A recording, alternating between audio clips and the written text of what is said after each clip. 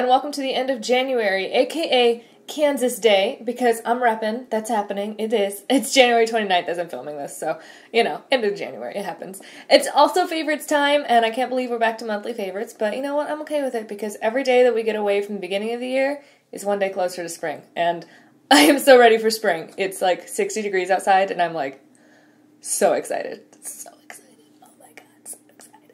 I really don't have that many favorites to talk about, but honestly, if you know me, that's pretty normal. I tend to gravitate toward certain things for a longer period of time, but I do want to tell you what those things have been this month. I think we're going to notice a pattern, and that pattern is a lot of warm tones. So, for example, my eyeshadows that I've been using constantly this month, except for the past week, and if you haven't seen my week-long eyeshadow palette review, I'll link that somewhere in this general area and you should check it out. But except for that, I've really been into both of these. So this is Creme Brûlée, and it's a matte warm tone kind of mid-brown, and then this one is In the Spotlight, and it's one of the foiled shadows. These are both Makeup Geek, and like this is my favorite thing. It's what I'm wearing today. I mix this with the different brown as well, but that's when all this shine is on my cheeks. It's this guy, and it's amazing, and if this is all that I could wear, I think I'd be okay with that right now. Currently on my lips, I have a mixture of these two products. This is the L'Oreal La Matte, and this is in She's So Matte.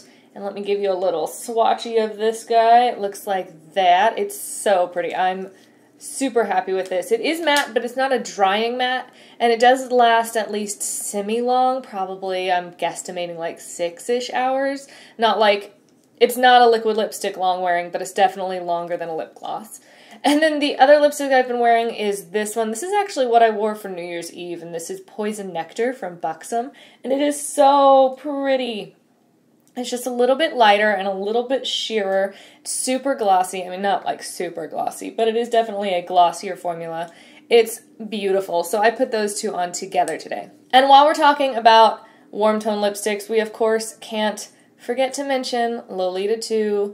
I got this one in gratis, but it is beautiful. You can see it's very much the same tones, but this one is darker. And because it is a liquid lipstick, this one wears forever.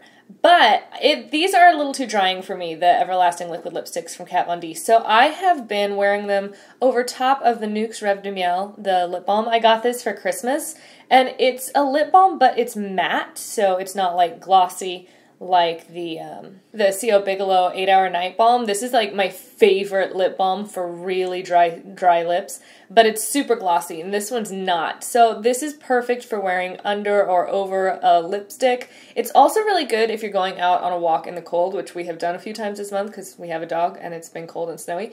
If you put on a good layer of this, by the time you get home, your lips are still perfect, which is awesome. So I've been putting this on at the beginning of my makeup routine, and then at the end putting on a liquid lipstick over it, and it's awesome. It does take the wear time down just a little bit, but it's still longer than just about anything else you would ever wear.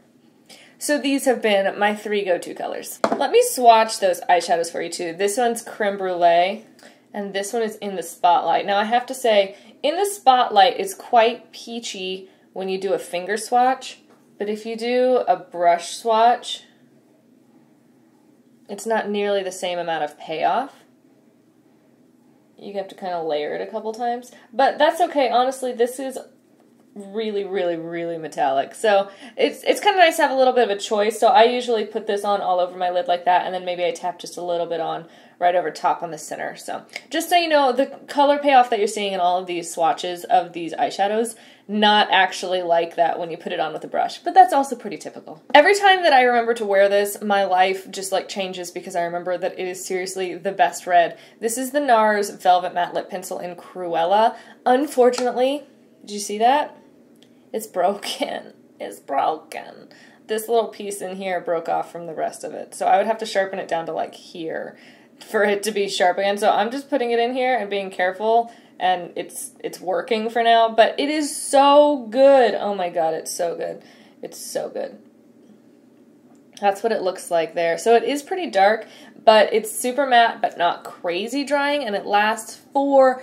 ever, and because it's in this format, I feel like I get a really nice clean application without having to get out a lip brush and really futz with it. And then the last thing that I want to mention, I feel like I see it all the time, but I never really see it talked about, and that is the L'Occitane hand cream. Again, I got this for Christmas, and it's one of those things I see all the time when I'm at Sephora, and I wear it every now and then when I need a hand cream and I'm at work, but I never really actually thought about it, and now that I have one and it's in my purse, this stuff is awesome. It's light, but it's hydrating. It smells really good. They have a whole bunch of scents, and it's like just the right size for putting in your purse. It's not too big, and it's not too thick either. I really like the size of it. I'm very, very happy with this. Also, like, I'm really bad at finishing hand creams, but look at how much of this I've already gotten rid of. Like, I'm actually using a hand cream, you guys. If you follow me on Instagram and Twitter, you might have seen me mention the Dove Dry Spray. I did get this from Influenster this month, and I just want to say that I really like it,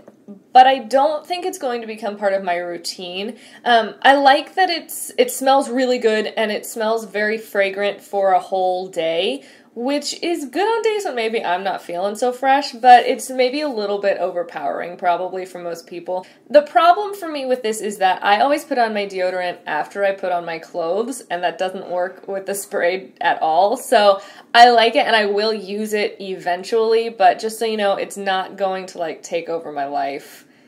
That's kind of how I'm feeling about it right now.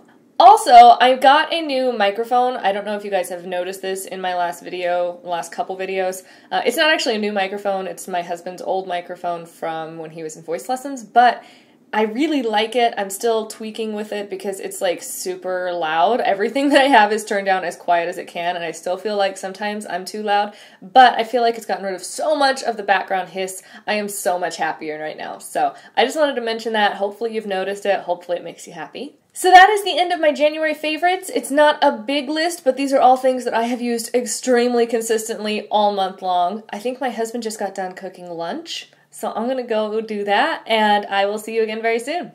Bye, guys!